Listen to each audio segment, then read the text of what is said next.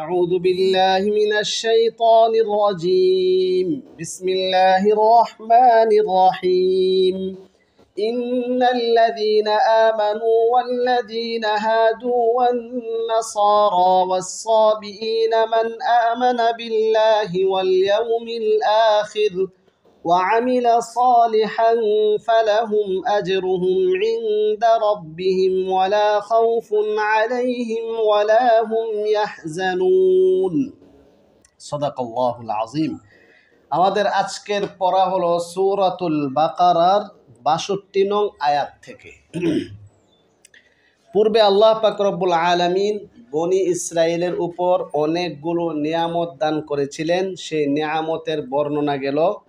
এবার আল্লাহ পাক রব্বুল আলামিন একটি মূলনীতি বর্ণনা করছেন। সেই মূলনীতিটি হলো ইন্নাল্লাযীনা আমানু ওয়াল্লাযীনা হাদু ওয়ান-নাসারা ওয়াস-সাবিঈন।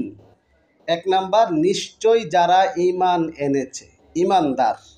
ওয়াল্লাযীনা হাদু, যারা ইহুদি হয়েছে অর্থাৎ ইহুদি জাতি।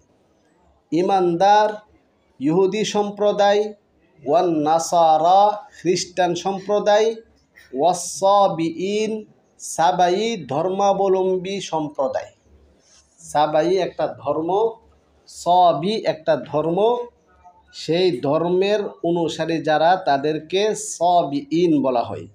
তাহলে ঈমানদার সম্প্রদায়, ইহুদি সম্প্রদায়, নাসারা সম্প্রদায়, সাবি সম্প্রদায়, তাদের মধ্য থেকে যারাই মান আমানা বিল্লাহি, আল্লাহ তাআলার প্রতি ঈমান আনবে, ওয়াল ইয়াউমিল আখিরি পরকালের প্রতি ঈমান আনবে, ওয়া আমিলা সালিহান এবং নেক আমল করবে।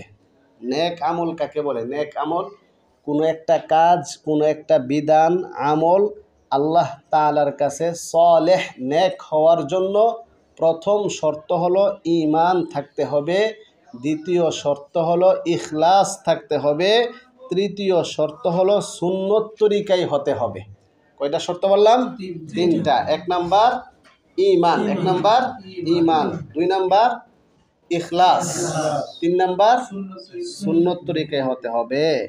তাহলে আমলটা আমলে সালেহ হবে। তাহলে যারাই যেই সম্প্রদায়ের মানুষই হোক না কেন, যদি আল্লাহ তাআলার প্রতি ঈমান আনে, পরকালের প্রতি ঈমান আনে, নেক আমল করে, তাহলে তাদের পুরস্কার কি? ফালাহুম আজরুহুম ইনদা রাব্বিহিম ওয়ালা খাউফুন আলাইহিম ওয়ালা হুম ইয়াহজানুন। তাদের জন্য রয়েছে তাদের রবের নিকট পুরস্কার। ওয়ালা খাউফুন আলাইহিম, কিয়ামতের দিন কঠিন বিভীষিকাময় পরিস্থিতির সময় তখন তাদের কোনো ভয় থাকবে না। ওয়ালা হুম ইয়াহজানুন, তাদের কোনো দুশ্চিন্তা, কোনো টেনশন, দুঃখগ্রস্ত কোনো কিছুই থাকবে না। এটা একটা মূলনীতি বলল। তারপরে আল্লাহ পাক রব্বুল আলামিন বনি ইসরাইলদের উপর আরেকটি নিয়ামতের বর্ণনা, প্রতিশ্রুতির বর্ণনা করছেন। وَإِذْ أَخَذْنَا مِيثَاقَكُمْ وَرَفَعْنَا فَوْقَكُمُ الطُّورَ خُذُوا مَا آتَيْنَاكُمْ بِقُوَّةٍ وَاذْكُرُوا مَا فِيهِ لَعَلَّكُمْ تَتَّقُونَ।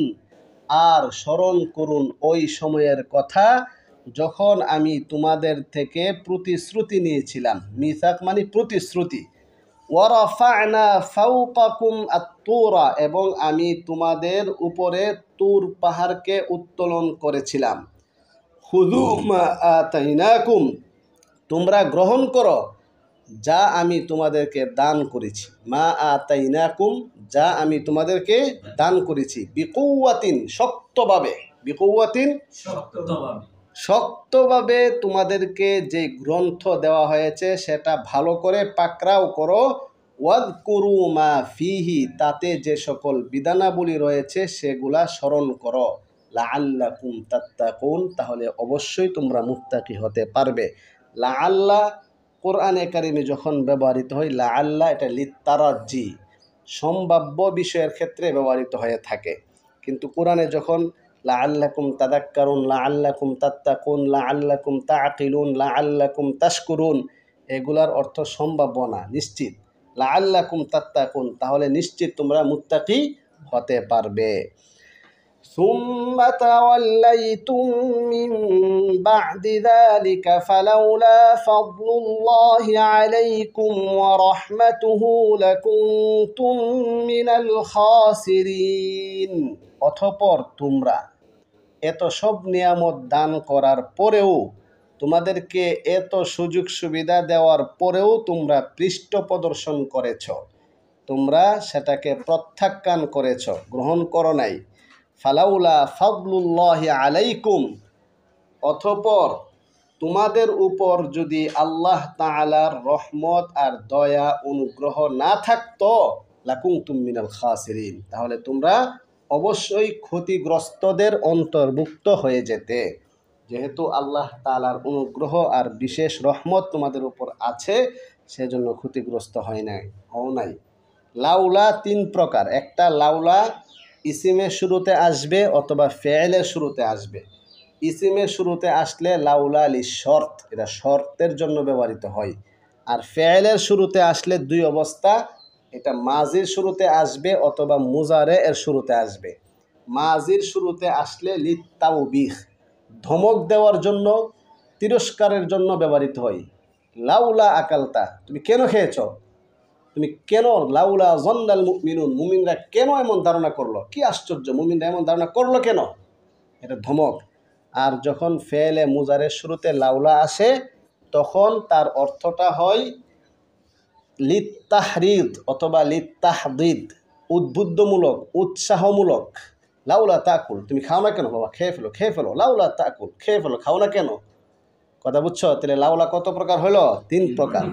এখানে লাউলা ইসিমের শুরুতে আসছে, এই জন্য এটা শর্তের ব্যবহার হইল। এটা তোমাদেরকে বললাম, সামনে যত লাউলা আসবে এই তিনটা বিষয় মাথায় রাখবা। وَلَقَدْ عَلِمْتُمُ الَّذِينَ اعْتَدَوْا مِنكُمْ فِي السَّبْتِ فَقُلْنَا لَهُمْ كُونُوا قِرَدَةً خَاسِئِينَ।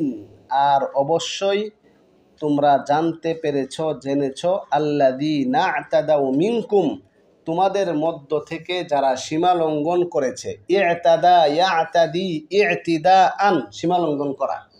ই'তাদা ইয়া'তাদি ই'তিদাআন, কি অনুবাদ? সীমা লঙ্ঘন করা। কিসের ব্যাপারে? ফিস সাবতি, শনিবারের ব্যাপারে। কিসের ব্যাপারে? শনিবারের ব্যাপারে। তাদেরকে শনিবারে বিভিন্ন বিষয় নিষেধ করা হয়েছিল, তার মধ্য থেকে মাছ ধরতে তাদেরকে নিষেধ করা হয়েছিল, কিন্তু তারা সেই বিধানটাকে তাহরিফ করেছে, বিকৃতি সাধন করে শনিবারে মাছকে আটকে রেখে রবিবারে মাছ তারা ধরেছে। সেই সীমা লঙ্ঘন করার কারণে আল্লাহ পাক রব্বুল আলামিন একটি গোষ্ঠীর উপর শাস্তি আরোপ করলেন। কি বললেন? আল্লাহ তাআলা বলেন, ফাকুলনা লাহুম কুনু কিরাদাতান খাসিইন, অতঃপর আমি তাদেরকে বললাম, কুনু, তোমরা হয়ে যাও, কিরাদাতান খাসিইন, নিকৃষ্ট বানরে রূপান্তরিত হয়ে যাও। কিরাদাতান মানে কি? বানর, বানর। আর খাসি মানে কি? নিকৃষ্ট, বানর হয়ে যাও। فجعلناها نكالا لما بين يديها وما خلفها وموعظة للمتقين। ফাজআলনাহা নাকালান, অতঃপর এই ঘটনাটিকে আমি বানিয়েছি নাকালান, দৃষ্টান্ত, শিক্ষামূলক, শাস্তির ব্যবস্থা। নাকাল মানে কি? দৃষ্টান্ত, শিক্ষামূলক বানিয়েছি। লিমা বাইনা ইয়াদাইহা ওয়া মা খালফাহা, হ্যাঁ, পূর্ববর্তী, পরবর্তী, তাদের সামনে যারা আছে, বর্তমানে যারা আছে তাদের, এবং তাদের পরে যারা আসবে তাদের জন্য দৃষ্টান্তমূলক, শিক্ষামূলক বানিয়েছি। ওয়া মাউইযাতাল লিল মুত্তাকিন, যারা আল্লাহ ভীরু আছে, মুত্তাকি যারা আছে, তাদের জন্য উপদেশের উপকরণ হিসাবে বানিয়েছি, উপদেশ গ্রহণ করার মাধ্যম বানিয়েছি। তারপরে আরেকটি ঘটনা এখানে উল্লেখ করবেন, যে ঘটনার বর্ণনা মোটামুটি এমন: এক ব্যক্তি এক লোকের কাছে তার মেয়েকে বিবাহ করার প্রস্তাব দিয়েছে, কিন্তু সেই প্রস্তাব প্রত্যাখ্যান করায় ওই ব্যক্তিটিকে হত্যা করে ফেলে। তারপরে এই হত্যার ঘটনা যখন ছড়াছড়ি হয়ে গেছে, কে হত্যা করলো সেই ব্যক্তিটাকে চিহ্নিত করা যাচ্ছে না, এই মুহূর্তে তারা মূসা আলাইহিস সালামের কাছে এসে বলল যে আমাদের এই হত্যাকারী ব্যক্তিটাকে চিহ্নিত করে দেন।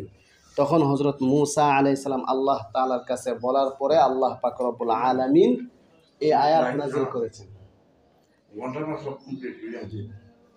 ওয়াইদ ক্বালা মূসা লিকওমিহি, আর স্মরণ করুন ওই সময়ের কথা যখন মূসা আলাইহিস সালাম তার সম্প্রদায়কে বলেছিলেন, ইন্নাল্লাহা ইয়া'মুরুকুম আন তাযবাহু বাকারাহ, নিশ্চয়ই আল্লাহ পাক রব্বুল আলামিন তোমাদেরকে নির্দেশ দিচ্ছেন আন তাযবাহু বাকারা, একটি গাভী জবাই করতে। এই কথা যখন বললেন যে কি আমরা আসছি হত্যাকারী ব্যক্তিকে চিহ্নিত করতে, আর তিনি আমাদেরকে গাভী জবাই করার কথা বললেন, তারা বিষয়টিকে অন্যভাবে মাইন্ডে নিয়ে তারা বললেন কলু, তারা বলল আতাত্তাখিদুনা হুজুয়া, আপনি কি আমাদের সাথে ঠাট্টা বিদ্রুপ করছেন?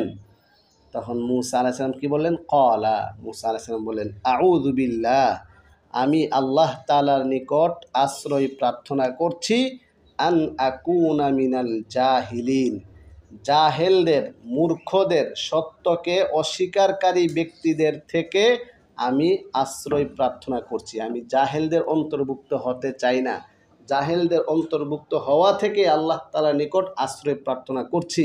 যারা মানুষের সাথে ঠাট্টা বিদ্রুপ করে তারা তো মূলত জাহেল, তাদের অন্তর্ভুক্ত আমি হতে চাই না।